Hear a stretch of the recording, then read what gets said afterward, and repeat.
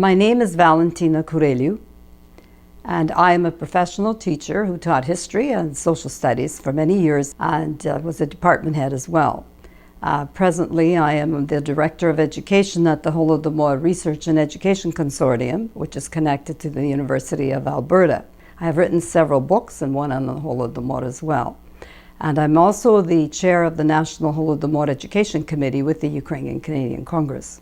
More importantly, I am the daughter of two survivors of the Holodomor, the Ukrainian genocide, which occurred in the 1930s in Soviet Ukraine. My father was 21 years old at the time of the Holodomor in 1932-33. My mother's name is Nadia Minko, and she was 11 years old at the time of the Holodomor.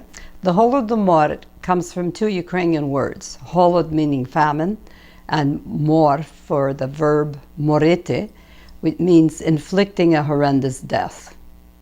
So death inflicted by starvation. The Ukrainian population had not been very supportive of the communist system, and Stalin knew that, and so he wanted to control them. The largest mass of the Ukrainian population lived in villages, about 85% of the population in villages, and they were farmers. Ukraine was known as the breadbasket of Europe. So that as a result, he knew that to control Ukraine, he had to control the peasants. So there were lots of revolts, and so he had a real concern about the fact that maybe Ukraine would break away. So there were lots of people who actually were arrested, over 500,000 labeled as kulaks, and anybody could be a kulak who opposed collectivization. Didn't matter how much land you had at that point. So that was a very convenient enemy of the people. And they sent them to the gulag, the concentration camps, or they executed them or sent them to Siberia, where they dumped them. My grandfather, in November of 1928, when the first 5-year plan was planned, they already knew that they were going to be collectivizing the land, and that they were going to be dispossessing them. They were forcing them off the land. And so all this was evident. So my grandfather put up posters against collectivization. So he was sent to a concentration camp for a couple of years. Later on, when that finished, he came home for a few days. They imprisoned him again, and he died in prison in 1937. So from 1928 to 1937, he was always incarcerated. My father was the eldest. At 19, he was arrested as the son of a kulak, and he was sent to the gulag.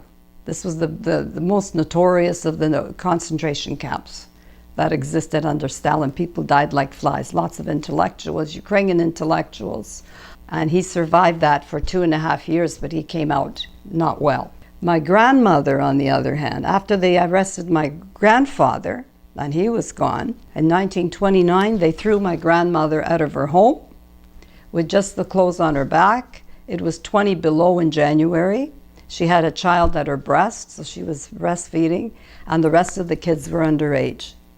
And they threw them out, and they said that anybody in the village who would help them would get the same kind of treatment, because they were the scum of the earth. They dehumanized these people, these kulaks, as they called them. So they took all their possessions. They were not allowed to take anything with them except the clothes on their back. And some distant relative who had a barn actually let her stay in there for the winter and probably fed her to some extent. And that's how they were able to survive after that. Now, my mother was going to school. In her family, her mother ended up, once they dispossessed them, they took everything away, they just left the house. My grandmother worked at the kolhos, the collective farm. My grandfather was a carpenter, and he ended up working in the town's main industry, which was a distillery for alcohol. For that distillery, they had plenty of rye and various grains, and there were mounds and mounds of it that were guarded with guys standing with guns so that the hungry people would not get to it. My grandmother would come home from the collective farm. She would walk to the distillery with 2 pails. She would wait until they threw the chaff, the garbage that was left from the grain, would be thrown into a huge pit. People outlined the pit to try to get something to eat, and some of them would fall in and drown. My grandmother would put the stuff, put it into these pails, take them home.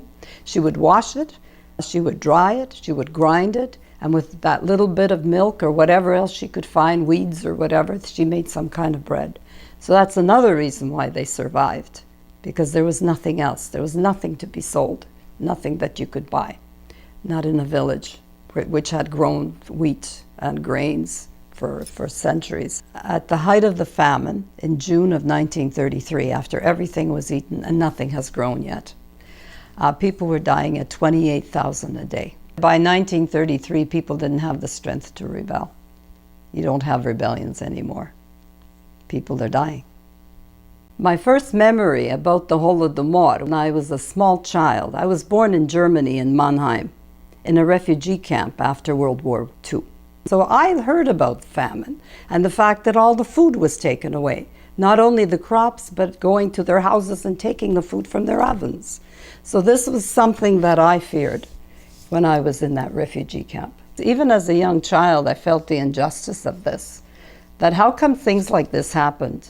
That it's 31% of the deaths, unnatural deaths at that time, were children under the age of 10. We can see that there are factions of people that think they have more rights than others, and sometimes to the detriment of human rights. The method of destruction of a society can be different. For the Holocaust, it was one thing. Armenians, another. Rwandans, you know what I mean? Everyone, it's a different way. With the Holodomor, it was food was used as a weapon against the very people who grew it, taking it all away. But the result is the same. The destruction of an ethnic group or a religious group. Students should be taught that they shouldn't sit when they see something going wrong. Our values in a democracy are just to look after human rights.